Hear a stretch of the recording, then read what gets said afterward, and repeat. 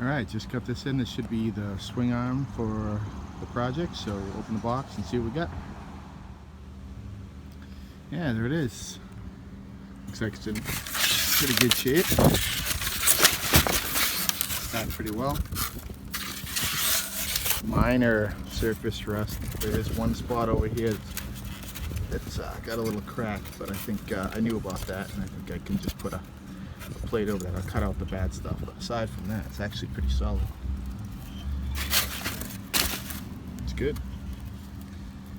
Gonna work out great. Perfect. I am excited. Alright guys, we'll see you in a bit.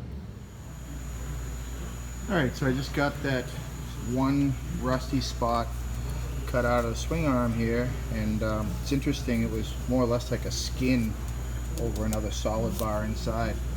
So I'll just cut out a plate and weld that in, and before I do that, I'm going to go ahead and take a sanding disc and maybe a flap disc and clean this all up and get rid of whatever rust I can there. Maybe just go over the rest of the surfaces that have all this minor surface rust before I actually clean it and give it a coat of paint. So that's where we're at. Come back shortly. Alright, so I just finished hitting the swing arm with a flap disc, sanding flap disc, and got most of the surface rust off and cleaned up that area where we're going to make the patch. Yeah, it's solid, looks good. And of course I'll run it through a hot bath, probably a citric acid bath, to make sure that we get any rust that might be inside of the swing arm before I go ahead and prime it up and paint it. But for the patch, if I can stand this up here, I've cut out this little piece of steel here, and it's just about the right shape and size, so it drops right in. So I'll just weld that and possibly just grind down the weld smooth, and you won't even know that there was a patch or a repair made. So looks good, and just get that welded up, and once again I'll give you another look. Alright, so here it is. Welded that plate in, ground the weld off smooth, and pretty happy with the results. Once this is primed up and painted, shouldn't even be able to tell that there was a repair made. So yeah, it came out pretty good, I think. Happy with that. Alright, I think it's about time we get this engine off of this 185 ATC. So I've pulled some things out of the way already, got the skid plate off, got the front of the muffler exhaust off, got the bolts out, and we're going to lift it out and get this frame cleaned out so we can start working on that, and probably start taking a look at the motor pretty soon. So let's get to it. Alright, so that wasn't too bad at all. I think I counted about 10 or 11 bolts to get that engine off, and we're down to a roller, but definitely not the roller we're looking for. So we are still going to have to take that hideous front end off of this trike and put the new 200X forks that we've built in place of that. And then the next thing we'll do is take a look at removing this rear end, cutting the frame, and getting the frame prepped for positioning the Fat Cat TR200 rear swing arm so that we can actually have a true fat bike roller. In the meantime, I'll be taking a look at this motor that I just pulled off, which has no compression, and I'll be ripping this thing down to see just what's going on. Is it a valve problem?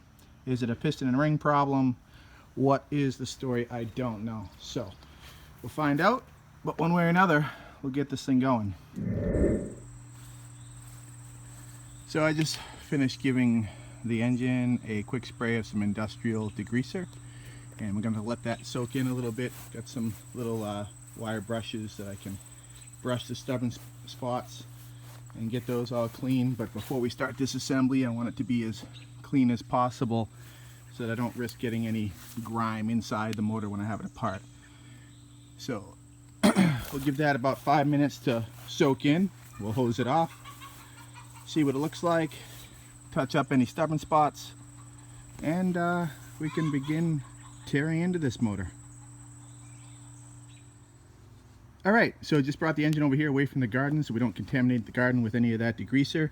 And so far it looks pretty good with a wash down, a couple of coats of degreaser and a rinse. Got most of the grime off and pretty pleased with it. Of course it's not perfect, but it's going to be disassembled and each piece will be cleaned on its own anyway as I disassemble and rebuild this engine. So yeah, it's time to dive into it, find out if it is seized rings, seized valves, combination of problems, who knows what. But for some reason there is no compression. I'm going to remove those rags now from the intake and exhaust outlets, and we'll take the motor inside and tear into it. Let's find out what's going on.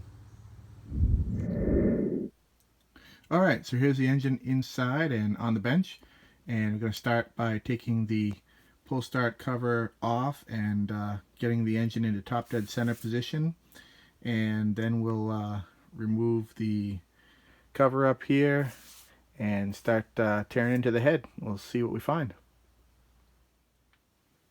Alright, another shot now that I've got the pull start cover off and the timing chain cover off and the valves covers off. And I'm gonna say I think I've already found the problem. As you can see, as I said, there's no compression. This thing just spins, but the piston is moving up and down. But if you look in here, you'll notice that the timing chain is not moving. And if I check on the chain here, you'll see that it is beyond loose. I'm gonna say probably not even connected in the bottom end. So yeah, I think we found that problem. So I'm gonna continue on, pull this out and see what else we can find, and see if the chain's even broken or just not in place or what. But we'll figure it out soon. Be back with you. Alright everybody, so we've got the engine basically torn down, got the cylinder head off the jug, and as you can see here, just the piston sticking out of the lower end here. And what we found was the timing chain was off of the sprocket down there in the at the crankshaft. So of course the timing chain was not turning the camshaft, and therefore the valves were not functioning. So easy enough to put the chain back on the sprocket down there, which I've done. Really can't see it too well, but the question is the chain stretched, and is that why it popped off the sprocket, or was it just not adjusted properly with the chain tensioner here, causing it to pop off? So we're going to find out, because when we put it back together, we'll see if we can tension the chain properly or not. Now, the only concern I really have is not the camshaft or the cover, because those appear to be in pretty good shape. No major scoring or problems there. The cylinder actually is surprisingly decent. It's very clean and very few scores or scars. So I'm not concerned about that either, and I think the rings are probably good. I'm not sure that we have to actually bore the cylinder and replace the piston and rings. We might be able to use these. It is a little dirty up top, but the skirt and everything looks good, so just gonna see what kind of compression we get if we put it back together. We can always change that if we have to, but no need, not necessary to do things just for the sake of doing them. So my only concern, I guess, that I started to say here was the cylinder head. It did not pass the, I don't know, quick test, if you want to call it that. I sprayed some carb cleaner into the intake, and as you can see, well, I wiped it out actually, but you can see that the liquid came down through the intake valve, so it's not 100% seated properly. probably could use a valve job. So I'm not sure if I want to do the valve job on this head or just pick up a new head or reconditioned head to throw on here. But that definitely needs to be addressed. That's the one issue that's probably causing low compression. But of course, the valve's not opening and closing at all was the reason we had no compression. So yeah, so that's what we found. And I guess the next step here is to put the jug back on, see what kind of movement we have with the piston in the cylinder now that I see that the cylinder is good, and decide if we are going to replace that piston and rings or not. And if not, then we got to take care of the head, and we can put it back together and see what kind of compression we get.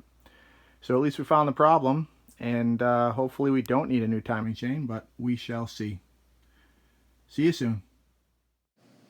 Hey guys, if you want to be notified as soon as the next video in the series is available, go ahead and click subscribe and ring the bell, and hopefully sometime soon we'll have something that resembles the photo being shown right now. Thanks a lot. Talk to you soon. Bye-bye.